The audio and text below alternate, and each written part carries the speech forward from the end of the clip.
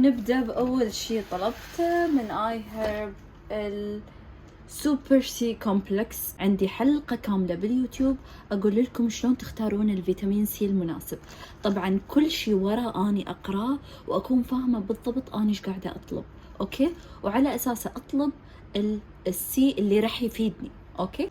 من أهم الفيتامينات اللي لازم تاخذوها كل يوم يوميا بنات، والحلو إنه فيتامين يذوب بالماء فالجسم ياخذ الفايدة ويطرح الباقي برا، فضروري بنات كلكم يكون عندكم سي، أوكي؟ الفيتامين الثاني جبت دي 3، أوكي؟ طبعا جبت وياهم على مود آخذ اللي هو الكي 2. وين الكي 2 هذا؟ ام كي جبته عمود اخذه ويا دي ضروري لصحة الجسم بنات، فطلبت فيتامين سي ودي وكي 2. شنو هم طلبت كوبر النحاس على مود اخذه ويا الزنك. دائما النحاس والزنك يتاخذون ويا بعض، اوكي؟ جبت النحاس والزنك. طبعا بنات اني جايبه الصيغ الصحيحه اللي لازم انتم تاخذونها، يعني البيكولينيت هي الصيغه الافضل للزنك، فانتم دائما تاخذون هالصيغه، ما تاخذون الستريت او صيغ ثانيه، هاي افضل صيغه للزنك، تمام؟ والكوبر قلت لكم اخذهم ويا بعض. وجبت بروبايوتيك، طبعا مهم الكل دائما ياخذ بكتيريا نافعه، دائما ناخذها على مود الهضم يكون افضل، اوكي؟ شنو هم عندنا؟ غسول الهبة، الغسول اللي ماكو احد ما استخدمه، جبته عمود اجربه.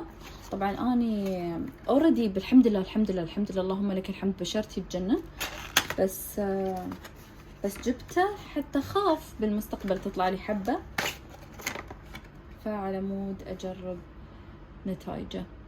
دقيقة بنات، هالغسول هذا البنزول بيروكسيد غير انه يعالج الحبوب يمنع من ظهور الحبوب، فجبته عمود بالمستقبل القريب اجرب. طبعا انتم عارفين ان الموضوع صاير تجاري بحت بالسوق، تجاري بحت، فان تلاقون يعني ممكن نشوف غسول ثاني بنفس المادة الفعالة بس هذا يجيب نتيجة هذا ما يجيبه.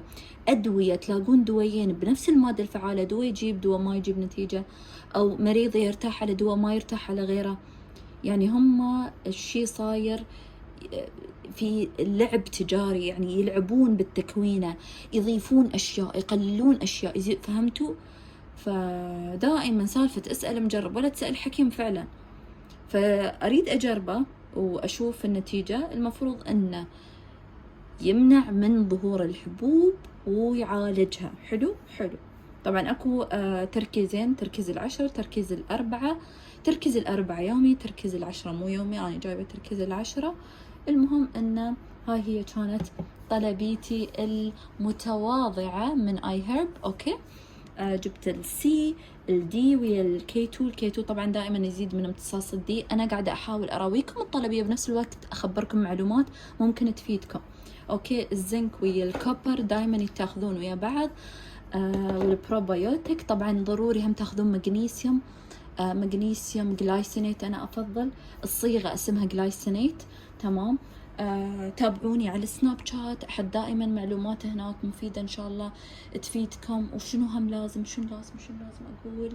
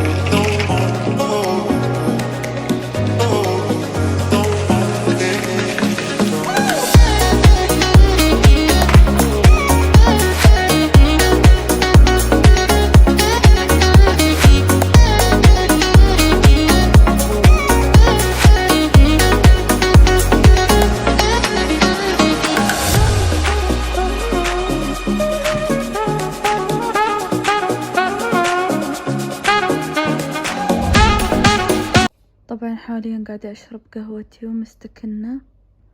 أني مثل ما قلت لكم أحط اللاكتوز فري ملك، ما أحط الحليب العادي، وأشرب هالقهوة بنات مرة بالأسبوع، مرتين ماكسيموم، أبدا مش كل يوم لأنها مليانة سكر. أحط فانيلا سيرب، أحط الميبل سيرب، أحط كراميل، أحط يعني هواي سكر. ومثل ما انتم عارفين زيادة السكر أصلا يا ريت إنكم تمنعون السكر تماما، بس زيادته جدا مضرة، جدا جدا. أغلب الأمراض إذا مو الكل تعيش وتتغذى وتكبر وتنمو على السكر. فعمود هيج يعني هالقهوة مرة بالأسبوع فقط أشربها، ومرات إذا كثرت مرتين بس.